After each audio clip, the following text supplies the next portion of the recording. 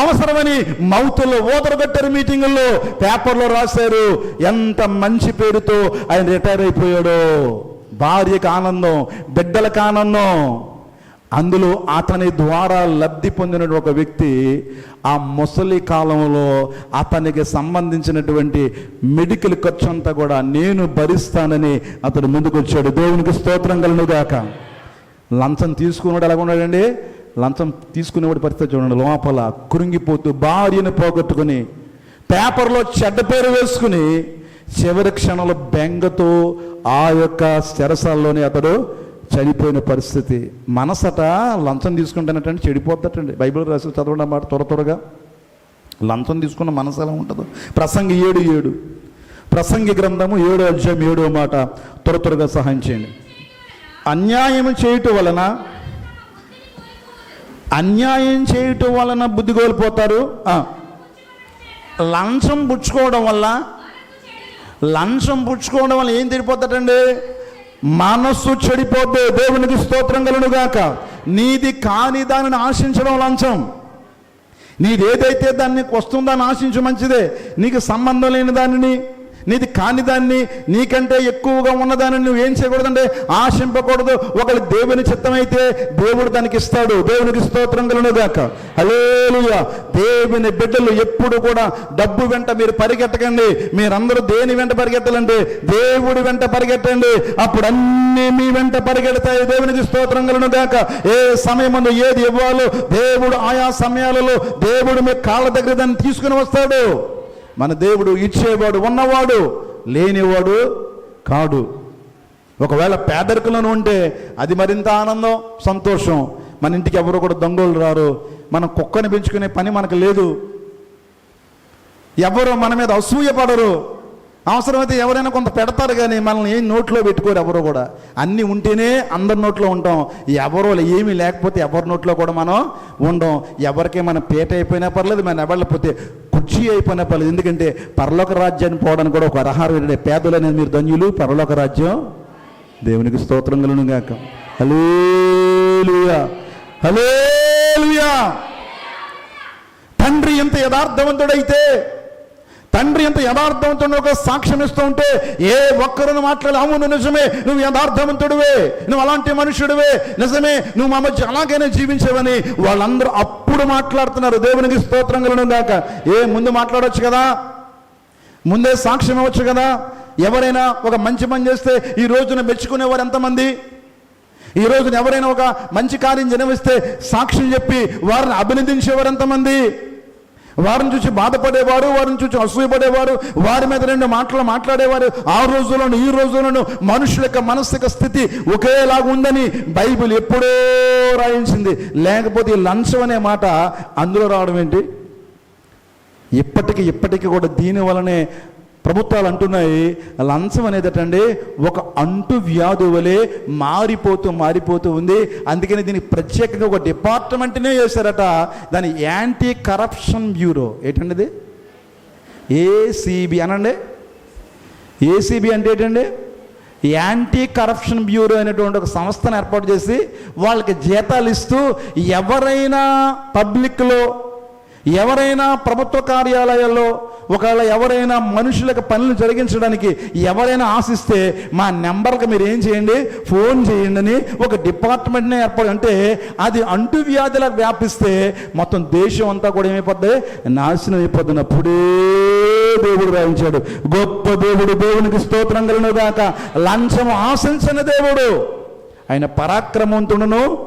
లంచము అలాగ ఆశింతే మనం కూడా పరలోక రాజ్యాన్ని కూడా ఒక 2 సంవత్సరాల క్రితం 3 సంవత్సరాల క్రితమో ఒక ఫోన్లో ఒక సంభాషణ వచ్చింది. ఒక పాస్టర్ గారు ఫోన్ చేసేవారు. ఫోన్ చేస్తే అటువంటి విశ్వాసి, బాబు పేతురు గారు బాగున్నారా? బాగున్నాను ఆయన. ఇప్పుడే నేను పరలోక రాజ్యంలో ఉన్నటువంటి యోహాన గారితో మాట్లాడాను. మీ కొరకు పరలోక రాజ్యం సీట్ రిజర్వ్ అయింది, 10,000 చెప్తున్నారు బాబు. 10,000 అండి పాస్టర్ గారు కొంచెం 10,000 ఇచ్చుకోలేనండి బాబు, కొంచెం 8,000కి ఏదైనా చూడండి బాబు. 8,000 సరే మాట్లాడతానులే, అందాక నువ్వు ఫోన్పే ముందు పంపించే 7,000 ఎంతో, తర్వాత 3,000 చూసుకుందామని ఫోన్లో మరి సరదాగా పెట్టారు, నిజంగానే పెట్టారు. ఆ సంభాషణ చాలా అనేక చోట్లకి వెళ్ళిపోయింది. పరలోక రాజ్యాన్ని కూడా పాస్టర్ గారు ఎంతకండి 10,000 రూపాయలకి ఏం పెట్టాడు? బేరం పెట్టాడు. దేవునికి స్తోత్రం కలుగును గాక. మా ఊడు చాలా ఉన్నారు ఈ బ్యాచ్. లంచం కేవలం ప్రజల్లోనే లేదు, అధికారుల్లోనే లేదు, కుటుంబాలలో లేదు, వ్యక్తుల మీద లేదు, ఆఖరికి ఎక్కడ యాజకుల దగ్గర కూడా వచ్చేసింది. దేవునికి స్తోత్రం కలుగును గాక. యాజకుల్లో కూడా లంచం పుచ్చుకునే వాళ్ళు ఉన్నారట. దేనికి బోధింతారంటే నోటు మాట రావాలంటే. Brother, how many members in the church? 500 members, 525 minutes, ఒక 25 నిమిషములు మాత్రమే ఉంటుంది. సెక్రటరీని అడిగండి, అయ్యగారు రేటు ఒక 25,000 పైన ఉంటుందో, కేవలం 25 నిమిషాలు మాత్రమే. ప్రియమైన బిడ్డలారా, దైవజనులారా, మీకు అందరికీ వందనాలు. నా సమయం లేదు. ఇప్పుడు 3 గంటలకి ఇక్కడ ఉన్నాను, 4 గంటలకి కాకినాడ వెళ్ళాలి, 6 గంటలకి హైదరాబాద్ వెళ్ళాలి, 7 గంటలకు నాన్న డైరీలో ఏమని చూడు ఒకసారి, 7 గంటలు ఎక్కువ ఉండాలో ఆ డైరీలో నుండి. ఇప్పుడు 7 గంటలు మచిలీపట్నం వెళ్ళాలి బాబు, అరగంట మాత్రం, ఒక ½ అన్ అవర్ మాత్రమే ఉంటుంది. సరిపోతుందా బాబు? ఎంత అట్టిపోతాడండి? ఎంతండి? 25,000 అట్టిపోతాడు. ఎక్కడుందే ఈ బ్యాచ్ని? అప్పుడే రాశాడు నా దేవుడు, ఇలాంటి బ్యాచ్ ఉంటుందని తెలిసి దేవుడు రాయించాడమ్మో. చదవండి దేవుని గ్రంథములో దేవాది దేవుడు రాయించిన అద్భుతమైన మాట. యెషయా గ్రంథం, మీకా గ్రంథం 3వ అధ్యాయం 11వ మాట. త్వరగా మైకా 3:11.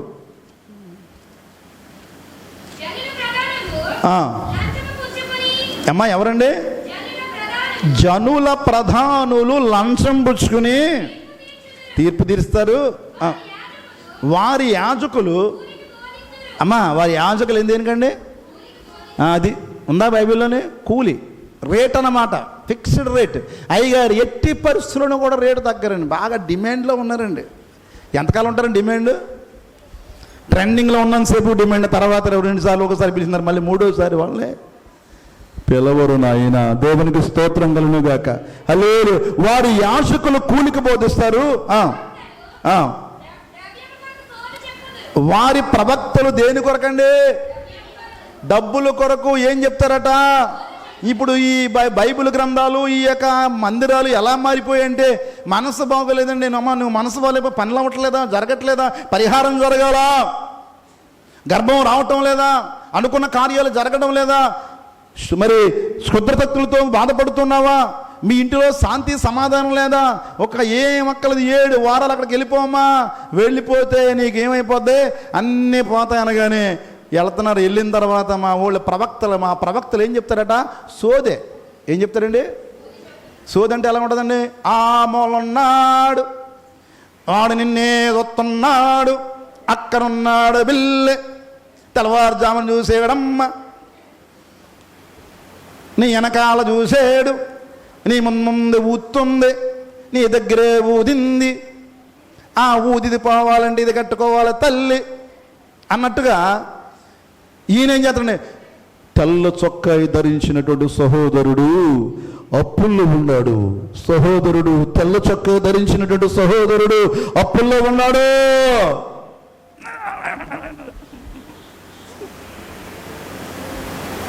ప్రవక్తలు ఏం చెప్తున్నారండి?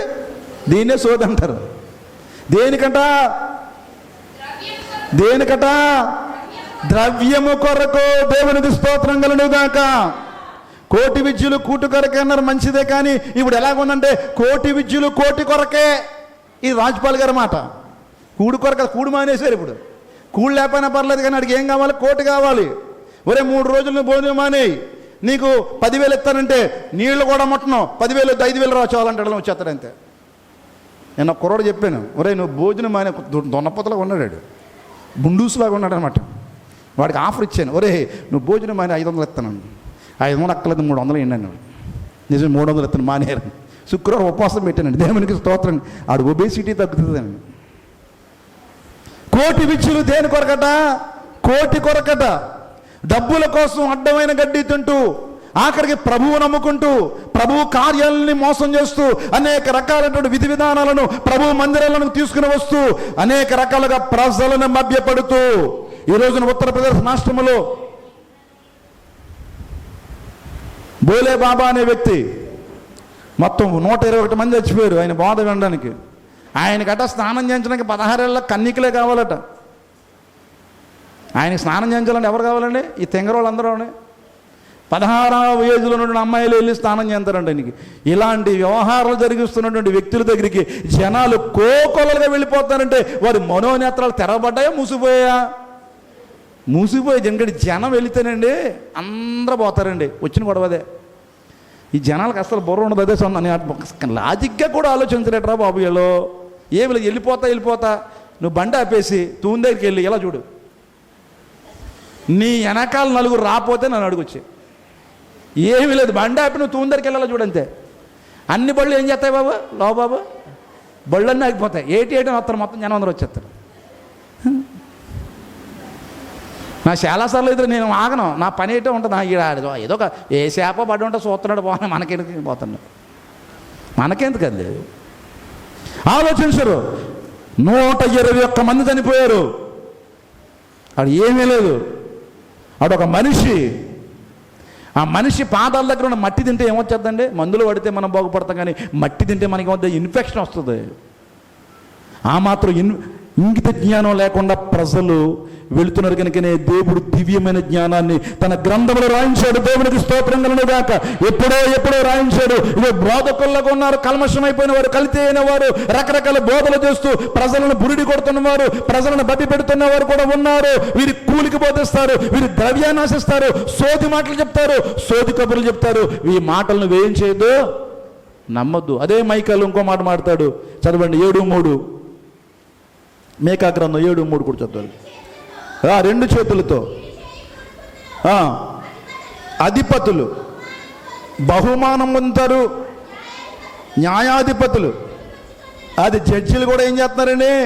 న్యాయాధిపతులు, జడ్జిలు కూడా ఈ రోజున అనేక ఆర్థిక నేరాలు చేసిన వారు, హత్యలు చేసిన వారు, మానభంగాలు చేసిన వారు, అనేక రకాలైన రుగ్మతలతో ఉన్నవారు, పెద్ద వారు ఇన్ఫ్లుయెన్స్ చేసి జడ్జిలను కొనేసి న్యాయాన్ని కూడా ఏం చేస్తానంటే తిప్పేసిన పరిస్థితి కూడా ఉంటుంది అని ఏనాడో నా దేవుడు తన గ్రంథంలో రాయించాడు. ఒకసారి దేవుని జ్ఞానానికి ఒకసారి గట్టిగా చప్పట్లు కొడదాము. హల్లెలూయా.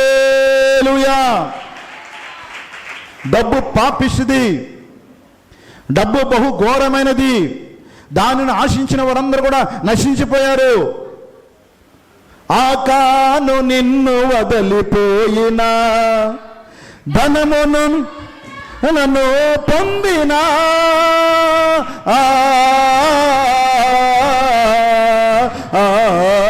ఆకాను నిన్ను వదిలిపోయినా, ధనమును వస్త్రములను పొందినా, ధనమును ప్రేమించిన,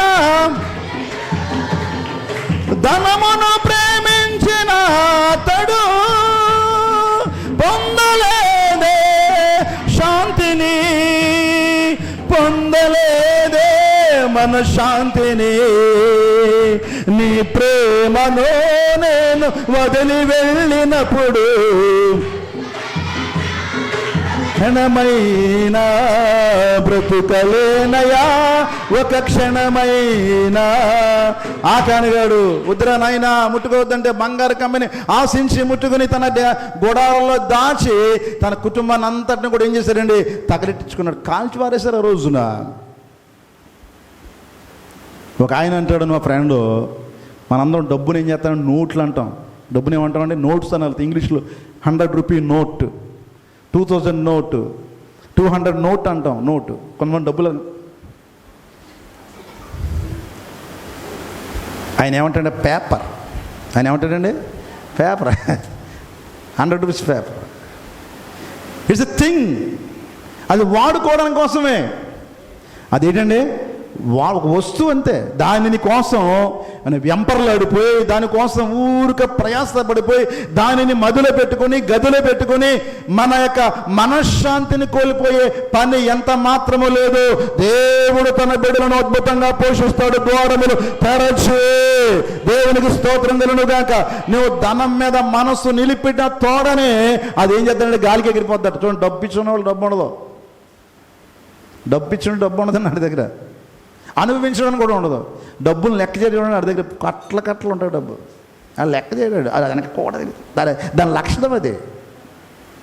గెహాజీ అని ఒకడు ఉన్నాడు. వాడికి ఏం కావాలి?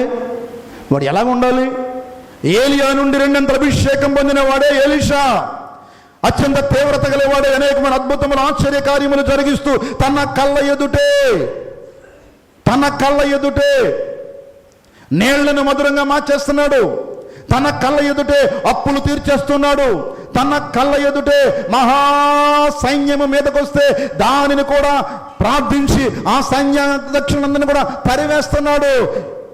ఒక కుష్టు వ్యాధి కలిగిన నయమానుడు వస్తే ఆ కుష్టు వ్యాధిని కూడా బాగు చేస్తున్నాడు. ఇలాంటి అద్భుతమైన అభిషేకం గల దైవజనుడి దగ్గర శిష్యరకం పొందుతున్న వాడికి దేని మీద ఉండాలి?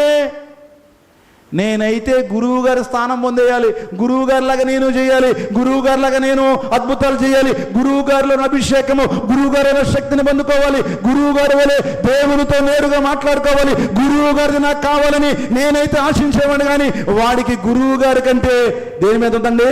లోక సంబంధమైన బట్టలు, లోక సంబంధమైన వెండి, లోక సంబంధమైన వ్యవహారాల మీద దృష్టి ఉండి నయమాన్ దగ్గర పరిగెత్తి అయ్యా మా ఇంట్లో పెట్టేసుకున్న బట్టలోనే ఆ వెండి మాకు ఇచ్చేయండి ఆయన. దొంగ పనికి మాలినోడు అంటాను. పనికి మాలినోడు అందరూ కూడా పల్లెరికాయలు ఏరుకుని పోయారట. ఏదైనా తోటలో ఏసీ బిగించి అద్భుతంగా ఆశ్చర్యంగా అందంగా ఉండండి రా, మీరు హ్యాపీగా సాపీగా ఉన్నానంటే పనికి మాలినోళ్ళు ఏం చేస్తారట? పల్లెరికాయలు ఎగురుకుంటూ పోయారట. అలా జరిగింది. ఎంత హ్యాపీగా సాపీగా ఉండొచ్చు, ఎంత అభిషేకం దగ్గర ఉన్నాడు, ఎలాంటి దైవజనుడి దగ్గర తర్ఫీదు పొందుతున్నాడు, ఎలాంటి ఆత్మీయ తీవ్రతను కలిగి ఉండాలి, అదంతా విడిచిపెట్టి వీడి మనసు ఎక్కడ ఉందంటే ఇదిగో అక్కడే ఉంది. అప్పుడు అంటాడు ఎలీషా, నువ్వు నయమానుతో సంభాషిస్తున్నప్పుడు, నువ్వు నయమానుతో పరిగెత్తుకుని వెళుతున్నప్పుడు నా మనస్సు నీతో కూడా. దైవజనుడే కాదు, దైవజనుని యొక్క మనస్సు కూడా పరుగెత్తి అక్కడున్న కార్యాన్ని వీక్షించగలదు. అభిషేకం గల దైవజనుని యొక్క అభిషేకం అలాంటిదే. దేవునికి స్తోత్రం కలుగును గాక. ఇది సమయం ఎట్రా? ఇది సమయమా? నీకు ఇది టైమా? పోలే సంపాదించుకున్నది ఏమైనా పట్టుకుపోతామా? ఏదైనా ఇక్కడ ఏం చేయాలి? వదిలిపెట్టి వెళ్ళిపోతుందే కదా. బంగారమైనను, వస్త్రమైనను, వెండైనను, రాగైనను, ఇనుమైనను, ఏదైనను, ఏ మానవుడైనను ఏనాడైనను ఎప్పుడైనా పరలోక రాజ్యంలోనికి తీసుకుని వెళ్ళగలిగాడా? లేదే. మరి ఇక్కడ ఉండిపోయే వాటి మీదే నీ మనసు నిలుపుకొని వాటి కొరకు నీ ఆత్మను పోగొట్టుకుంటే ఏంటి ప్రయోజనము? ఆ నయమానుకు కలిగిన కుష్టు నీ కుటుంబానికి నీకు అంటునుగాక. ఏంటండి? అబ్బబ్బబ్బబ్బ ఏమి శాపమండి బాబు, చదివితే మంటలెక్కిపోయింది. సర్వకాలము నయము లేదు. మరలా దైవజనుడి దగ్గరికి వచ్చి, అయ్యా దైవజనుడే తప్పు అయిపోయింది, తెలుసో తెలియకో చేశానయ్యా, ఇంక మన్నించయ్యా, మీ బాధపడలేమని చెప్పుకోవడానికి కూడా అవకాశం లేకుండా ఇది సర్వకాలము ఇది అంటి ఉండను. ఎందుకంటే డబ్బు ఉంటే సుఖం ఏముందండి? 100 ఎకరాలు ఉన్నాయండి, సుఖం ఎంత నాకు లేదండి. ఏసీ ఉందండి, ఏసీలో ఉంటే బయటేనండి. ఎందుకు? అనుభవించలేని వస్తువులు ఎందుకు? అనుభవించలేని తిండి ఎందుకు? అనుభవించిన గృహం ఎందుకు? దేవుడు అంతలో మేడ కట్టిందంట అమ్మ, పైకి ఎక్కలేదు, కింద దిగలేదు. ఎక్కడ ఉందండి? అవుట్ హౌస్లో కిందకు వచ్చింది. అబ్బాయి ఇది మేడ కదమ్మా, అబ్బాయి కాళ్ళు పీకెత్తాడు, పైకి ఎక్కలేదు. మరి ఎందుకబ్బా నీకు? ఊళ్ళో చెప్పాలి కదా. ఊళ్ళో ఎందుకమ్మా 2 రోజులు చెప్పుకోండి. ఇప్పుడు ఎవడో చెప్పుకోవట్లేదు కూడా. మన గురించి మాట్లాడుకునేవారు ఈ ప్రపంచంలో ఎవరు లేరు. దేవునికి స్తోత్రం కలుగునుగా. అందరూ దేంతో మాట్లాడుకుంటున్నారు? ఇదే ఖాళీగా ఉంటే. ఒక ఆవిడ తుడుస్తుంది. చెప్పాను, మా అమ్మగారు పెట్టిన వీడియో. ఇంట్లో దుడుతుంది బాబు, ఇంట్లో చీపు పెట్టుకొని ఇది అట్టుకు దుడుతుంది. ఇంట్లోంచి ఏం చేసిందంటే శుభ్రంగా హాల్లోకి వచ్చింది, హాల్లోంచి బయటకు వచ్చింది, బయట గేట్ నుంచి ఎక్కడికి వచ్చిందండి? ఈదిలోకి వచ్చింది, ఈదిలోంచి ఎక్కడికి వెళ్ళింది? సెంటర్లో పోయింది. ఈదిలోంచి ఎక్కడికి పోయింది బాబు? ఇలా తుడితే ఇలా పోయింది. కావాలితే పెడతానండి వీడియో. ఈలోగా అలా ఆయన టీవీ చూస్తున్నాడు. మా ఆవిడే టీ అంటున్నాడు. మా ఆవిడేదే తుడితే అక్కడ సెంటర్లో పోయింది. ఈయన బండేసుకెళ్ళి ఆరని కొడుతున్నాడు. సెంటర్లో ఇంకా వదలలేదు, సెంటర్లో తుడిచేస్తుంది అక్కడ. ఆరని కొడుతుంటే అప్పుడు చూసింది. ఎక్కువ మళ్ళీ బండి ఎక్కించుకుని ఇంటికి తీసుకొచ్చాడు. అది పరిస్థితి. ఎవ్వరూ మన కోసం మాట్లాడుకునేవారు లేరు. కాబట్టి వద్దు, దాని గురించి మీరు ఆలోచించవద్దు. నీకు ఏది కావాలో నీ ప్రభువునికి ఇస్తాడు. దేవునికి స్తోత్రం కలుగును గాక. బుద్ధి జ్ఞానముల సర్వ సంపదలు ఆయన యందు గుప్తములైనవి. నీకు ఏది కావాలో ప్రభువునికి ఇస్తాడు. కాబట్టి దాని మీద నువ్వు దృష్టి నిలపవద్దు. దేవునికి స్తోత్రం కలుగును గాక. మనస్సు చెడిపోద్ది. మనస్సు చెడిపోయిందంటే మనం చెడిపోయినట్టు లెక్క. కనుక ఆ యొక్క వ్యవహారం మీద మన మనస్సు పెట్టొద్దని దేవుని వాక్యం సెలవిస్తుంది. ఇది త్యజిస్తే, ఏది కూడా ఆశించకుండా నీ పనిని నువ్వు సక్రమంగా నిర్వర్తించగలిగితే దేవుడట నిన్ను ఉన్నతమైన స్థానంలో ఏర్పాటు చేస్తాడట. చక్కని మాట రాయించడం. మాట చదవండి. యెషయా గ్రంథం 33వ అధ్యాయము 15వ మాట. యెషయా గ్రంథం 33వ అధ్యాయము నీతిని అనుసరించి నడుచుచు. అందరూ కూడా ఈ మాట అండర్లైన్ చేసుకోండి అమ్మా. ఇది అండర్లైన్ చేసుకోండి, అందరూ మర్చిపోకండి. 33:15 మాట. నీతిని అనుసరించుచు, యథార్థంగా మాట్లాడుచు, నిర్బంధన వచ్చు లాభమును ఉపేక్షించుచు. లాభాన్ని మనం ఏం చేయాలండి? వద్దు అనాలి. ఆ పని చేస్తున్న లాభం వస్తుంది, ఇస్తున్నారు ఎక్స్ట్రా. మాకు వద్దు బాబు, మాకు ఉన్నది మాకు. ఎప్పుడైనా చెప్పారు మీరు? ఎప్పుడైనా చెప్పారు అలాగా? చెప్తే మీరు ధన్యులు. నేను చాలాసార్లు చెప్పాను. దేవునికి స్తోత్రం కలుగును గాక. నాకు చాలాసార్లు చాలా ఎక్కువ తీసుకునే అవకాశాలు వచ్చాయి. వద్దమ్మా, నేను జబ్బు అయిపోతాను. డబ్బు తీసుకుంటే నాకు ఏమొస్తుంది? పెద్ద జబ్బు వస్తుంది. జబ్బు వస్తే ఇప్పుడు ఏమవుతాను? హాస్పిటల్కి ప్రతిరోజు కూడా మందులు మింగాలి. ఇప్పుడు మందులు మింగే పని నాకు లేదు. నా డ్యూటీ నేను చేస్తాను. మీరు దేవుడి పెట్టలే కదా, అందుకని అలా మీరు పాటలు గారండి, మీరు పాటలు గారా ఎలా అలా అంటారు, మీరు పాటలు గారు అంటారు. నిజమే, ఎస్. అందుకే మీరు ఎలా ఉన్నారు, అందుకే ఎలా ఉన్నామ్మా. దేవునికి స్తోత్రం. మీ దేవుడండి బాబు. అది చెట్టుకోగలిగితే నువ్వు ఎలా ఉంటావు తెలుసా? దేవుడు రాస్తున్న చదువుతల్లి. ఉపేక్షించు, లంచము పుచ్చుకొనకుండా. చేతులు ఏం చేయాలండి? మలుపుకునండి, చేతులు కట్టేసుకోవాలి. చేయి చాపకూడదు. నాకేటి తీమ్మా, నీకు ఏది కావాలో చేసి పెడతా. చేతులు మలుపుకుని, అత్యన మాట వినకుండా నీ చెవులు మూసుకుని, చెడుతనము చూడకుండా నీ కన్నులు మూసుకునేవాడు ఉన్నత స్థలములలో పరలోక రాజ్యములో కూడా నివసిస్తాడు. దేవునికి స్తోత్రం కలుగును గాక. అట్టి యథార్థత నీలో ఉంటే దేవుడు ఇస్తున్నాడు. ఎందుకయ్యా ఏ లంచం తీసుకోకుండా ఏమి తీసుకోండి, ఇంత యథార్థంగా ఉంటే నాకు వచ్చే ప్రయోజనం ఎందుకండి? యథార్థత నిజం నన్ను రక్షిస్తుందా?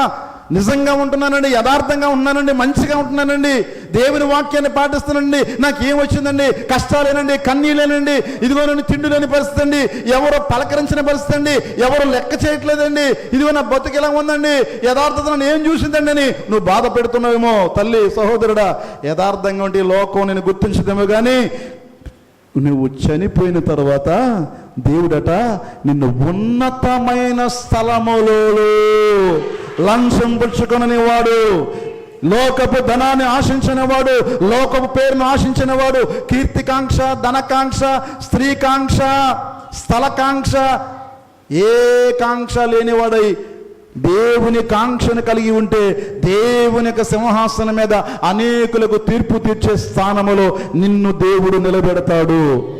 ఇది 33:15 అండర్లైన్ చేసుకోండి. అట్టి వాడు ఎక్కడ ఉంటాడట? ఉన్నతమైన స్థలములలో నివసించును. అలా ఆశ ఉందా మీకు?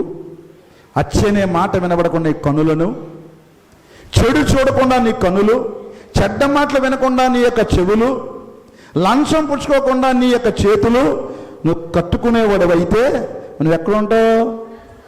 ఇక్కడ గుడిసెలో ఉండొచ్చు, ఇక్కడ ఆహారం లేకపోవచ్చు, ఇక్కడ ఇబ్బందులు పడవచ్చు, ఇక్కడ ఎవరు నేను గుర్తించకపోవచ్చు, ఎవరు నేను పలకరించకపోవచ్చేమో కానీ ఒక రోజు నీకు వస్తుందయ్యో, ప్రతి వారికి ఒక రోజు వస్తుందట. ఆ రోజున దేవుడు ఉన్నతమైన స్థలములో నిలబెట్టినప్పుడు, అనేకులకు తీర్పు తీర్చుతున్నప్పుడు, దేవుని సన్నిధిలో, అప్పుడు వారందరూ కూడా సిగ్గుపడతారు. నేను చూసి అయ్యో యథార్థంగా ఉంది, ఏముందలే అమాయకురాలు అనుకున్నాము. రెండు కాసులు వెనకవేయడం చేత కాదండి ఇతనికి, నాకు ఆయనండి అబ్బాయి పనికి మారాడండి. 2 కాసులు అలాగే వెనకేసేయాలండి. మరి ఏటో మరి ఎవరికి వెనకేసేయాలో ఏం వెనక ఎక్కలేదు. దేవుడు మనవాడైతే మన బిడ్డల భవిష్యత్తు, మన భవిష్యత్తు, మన ఆధారము, మనకు అన్నీ కూడా ఎవరండి? మన ప్రభు అయిన యేసుక్రీస్తు. దేవునికి స్తోత్రం కలుగును గాక. హల్లెలూయా. మా సేవా పరిచర్యలో మా నాన్నగారు కానీ మా అమ్మగారు కానీ మా కోసం ఏం ఆలోచించలేదు. మా కోసం ఆలోచించే ఎవరు? ఆయన పని చేసుకుంటూ పోవడమే. మనం పని చేసుకుంటూ పోతే ఎవరు ఆలోచిస్తారండి? దేవునికి ఇస్తాడు అద్భుతమైన భవిష్యత్తు. దేవునికి స్తోత్రం కలుగును గాక. దేవుని పని చేసుకుంటూ వెళ్తే నీ పని ఆయన ఎందుకు చేయడమ్మా? నిన్ను వదిలేస్తాడా? తలగా చేస్తాడు కానీ తోకగా దేవుడు చేయడు, అస్సలు చేయడు. నిన్ను ఉన్నతమైన స్థానంలో దేవుడు చేస్తాడంట, కూర్చోబెడతాడంట. దేవునికి స్తోత్రం కలుగును గాక. అద్భుతమైనటువంటి మాటల ద్వారా చూడండి. ద్వితీయోపదేశకాండం 16:19 చదివారండి. అపార్థం చేసుకున్నటువంటి మాటను ఒకసారి ఆ మాట కూడా చదువు ముగిద్దాం. త్వరగా సహాయం చేయండి. ద్వితీయోపదేశకాండం 16:19 న్యాయము తప్పి పక్షపాతం చేయకూడదు, లంచము పుచ్చుకొనకూడదు. చాలండి. ఎట్టి పరిస్థితులను కూడా మేము ఉద్యోగస్తులం కాదు కదండి, మాకు లంచం అంటే కాదు. నీకు కూడా ఆఫర్ చేస్తారు, మనకు కూడా ఆఫర్లు వస్తాయి రకరకాలుగా. కుటుంబ జీవితంలో కానీ సంఘ జీవితంలో కానీ ఈ మాట చెప్తే నీకు ఈ బెనిఫిట్ చేస్తాం, ఈ మాట పలికితే ఈ బెనిఫిట్ చేస్తాం, నీకు ఇది కలిగిస్తే ఇది చేస్తామని ఏవో ఆఫర్లు నీకు వస్తాయి. అవన్నీ కూడా నువ్వేం చేయాలంటే తిరస్కరించాలి. ప్రభువు కొరకు నిలబడితే దేవుడు నిన్ను ఉన్నతమైన స్థానంలో దేవుడు నిలబెట్టి దేవుడు తన పరలోక రాజ్యాన్ని ఇస్తాడు. ఎందుకంటే ఈ లోకపు కాంక్ష, ఈ లోకపు డబ్బు కొంతకాలం బట్టిగా ప్రయోజనకరము. దేవునితో స్నేహము, దేవుని యొక్క పరిస్థితి అది ఎల్లకాలం మనకు విషయమే. అట్టి స్థితిలోనికి దేవుడు మనందరిని నడిపించిన గాక. అందరూ తల్ల వంచండి, ప్రార్థన చేద్దాం. పరిశుద్ధుడా, ప్రేమగల మా పరలోకపు తండ్రి, అయ్యా ఈ రోజున మాతో మాట్లాడి ఉన్నావు. అవును ప్రభు, ఆకాను ఆశించి అయ్యా ఏమీ పొందలేకుండా వెళ్ళిపోయాడు. అనేకులు ఈ ధనమును ఆశించి, అనేకులు ఈ డబ్బును ఆశించి, అనేకులు ప్రభువా ఈ లోక సంబంధమైనటువంటి వస్తువులను ఆశించి ఈ లోకంలో ఏమీ పొందలేక ప్రభువా ఈ లోకాన్ని విడిచి వెళ్ళిపోయినటువంటి తరుణములో తండ్రి మమ్మలను ప్రభువా నిలబెట్టి ఈ రీతిగా నువ్వు వాడుకుంటూ నడిపిస్తూ నీ కృపలు మనను నడిపిన మహాదేవా నీకు వందనాలు మేము చేసి చెల్లిస్తున్నాము తండ్రి.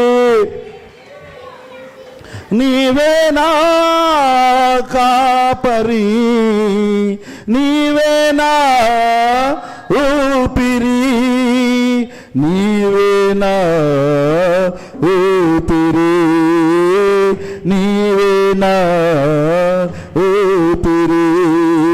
నీ ప్రేమను నేను వదిలి వెళ్ళినప్పుడు బ్రతుకగలనా ఒక క్షణమైనా? బ్రతుకలేనయా ఒక క్షణమైనా. యెహోషాపాతు నిన్ను వదిలిపోయినా, ఇహలోక స్నేహంబు కోరినా,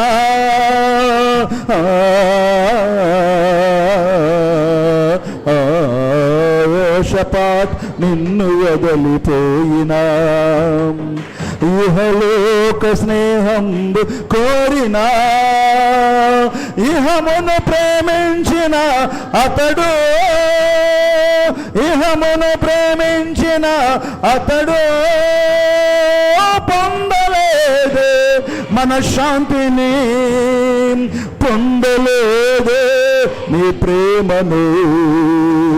నీ ప్రేమను నేను వదిలి వెళ్ళినప్పుడు బ్రతుకగలనా ఒక క్షణమైనా? బ్రతుకలేనయా ఒక క్షణమైనా. అవును ప్రభువా, ఈ లోకములో ఉన్నవేవి కూడా మమ్మల్ని రక్షించవు. ఒకనొక సమయంలో వీటిని మేము వదిలిపెట్టాలనే సత్యము నేర్చుకోవడానికి కృప చూపించండి. మేము చూచేవేవి కూడా శాశ్వతమైనవి కావు. దృశ్యమైనవి అనిత్యములు, అదృశ్యమైనవి నిత్యములు నువ్వు సెలవిస్తున్నావు దేవా. అదృశ్యమైన పరలోక రాజ్యము, అదృశ్యమైన నీవు, అదృశ్యమైన ఆత్మ, అదృశ్యమైనటువంటి నీ గొప్ప కృప అది శాశ్వతమైనది తండ్రి. అయ్యా ఈ లోకపు భోగభాగ్యములు, పేరు ప్రఖ్యాతులు, ఈ లోకములు ఉన్నవన్నీ కూడా ఒక సమయములు అందరినీ విడిచిపెట్టి నీ దగ్గరికి నువ్వు రావాల్సిన వారమై ఉన్నావు నాయన. అందుకని లంచాన్ని నువ్వు అసహించుకుంటున్నావు. ఈ లోక సంబంధమైన డబ్బును, లోక సంబంధమైనటువంటి పదవి ప్రఖ్యాతులను అసహించుకుంటున్నావు తండ్రి. వాటిలోనికి మేము దిగజారకుండా, యథార్థతను వదలకుండా సత్యమును ప్రేమించుచు దైవభక్తిని కలిగి, సామర్థ్యాన్ని కలిగి, దైవభక్తిని కలిగి, సత్యాసక్తిని కలిగి లంచగొండితనమును విడిచిపెడితే నీవు మమ్మల్ని న్యాయాధిపతులుగా ఆ పరలోక రాజ్యములో నీవు నియమిస్తావు.